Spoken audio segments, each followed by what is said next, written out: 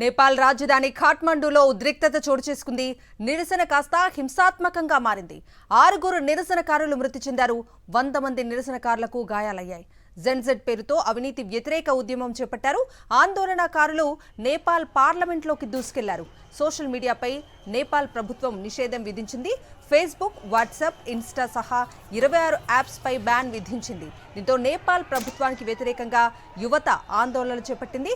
ఆందోళనకారులపై పోలీసులు tear gas ప్రయోగించారు.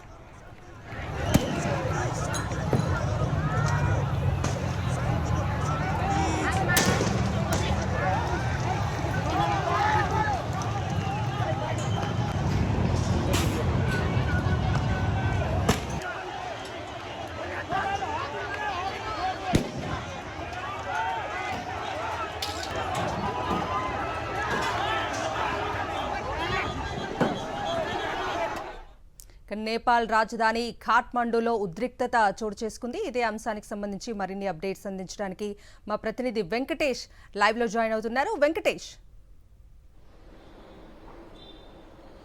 నేపాల్ రాజధాని ఖాట్మండూలో పెద్ద ఎత్తున యువకులు ఉద్యమిస్తున్నారు. ప్రధానంగా అవినీతి వ్యతిరేక ఉద్యమంతో పాటు అక్కడ సోషల్ మీడియా పైన ప్రభుత్వం నిషేధం విధించింది. ఈ 2 అంశాలపైన వ్యతిరేకంగా యువత పెద్ద ఎత్తున జెన్జెడ్ ఉద్యమం పేరుతో ఉద్యమాన్ని కొనసాగిస్తుంది. సో ఈ రోజు పార్లమెంటు ముట్టడికి అక్కడ ఉన్నటువంటి ఉద్యమకారులు పిలుపునిచ్చారు. సో ఆ నేపథ్యంలో వేలాది మంది ఉద్యమకారులు నేపాల్ ఫెడరల్ పార్లమెంట్ ను ముట్టడించారు. కొంతమంది ఏకంగా పార్లమెంటు గోడ దూకి లోపలికి ప్రవేశించారు. అనేక చోట్ల ఆస్తులను ధ్వంసం చేశారు. అలాగే ప్రధానమంత్రి కేపీ ఓలీ బొమ్మలన్నిటిని, పోస్టర్స్ అన్నిటిని కూడా పూర్తిగా ధ్వంసం చేసి తగలబెట్టినటువంటి పరిస్థితి.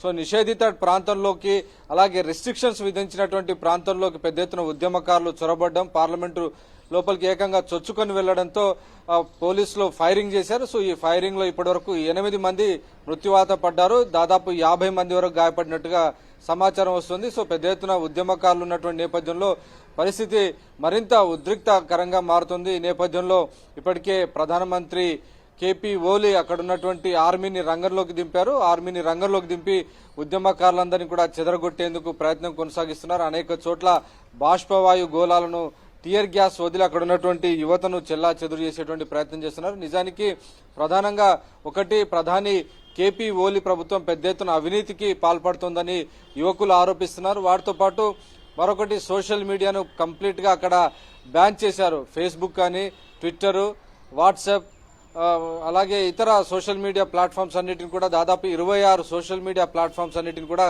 ప్రభుత్వం నిషేధించింది. ప్రభుత్వం చెప్తున్నది ఒకటే, ముందుగా తమ వద్ద వీటికి సంబంధించి ఫేస్బుక్ కానీ, ట్విట్టర్ కానీ, వాట్సాప్ కానీ, ఇన్స్టాగ్రామ్ కానీ వీటన్నిటిని ప్రభుత్వం వద్ద రిజిస్టర్ చేసుకోవాలి. కానీ ఆ రిజిస్టర్ చేసుకోవడానికి తాము నోటీస్ ఇచ్చినప్పటికీ ఆ సంస్థలన్నీ కూడా పెడచెవినే పెట్టాయి. సో ఆ నేపథ్యంలోనే ఈ 26 సోషల్ మీడియా సంస్థలను నిషేధిస్తూ ప్రభుత్వం నిర్ణయం తీసుకుంది. ఇది ఖచ్చితంగా స్వేచ్ఛను హరించడమేగా భావిస్తున్నారు. కంప్లీట్ గా స్వేచ్ఛను హరించి యువకులపైన తీవ్రమైనటువంటి అణచివేత కోసం ఈ రకమైనటువంటి నిషేధం విధించారని నేపాల్ యువత ఆరోపిస్తుంది. సో వీరందరూ కూడా జెడ్ ఉద్యమం పేరుతో ఈ పెద్ద ఎత్తున రోడ్లపైకి వచ్చి కేంద్రానికి, అక్కడ ఉన్నటువంటి ప్రభుత్వానికి వ్యతిరేకంగా తీవ్రమైనటువంటి నిరసన కొనసాగిస్తున్నారు. ఈ నిరసన ఈ రోజు హింస రూపం దాల్చింది.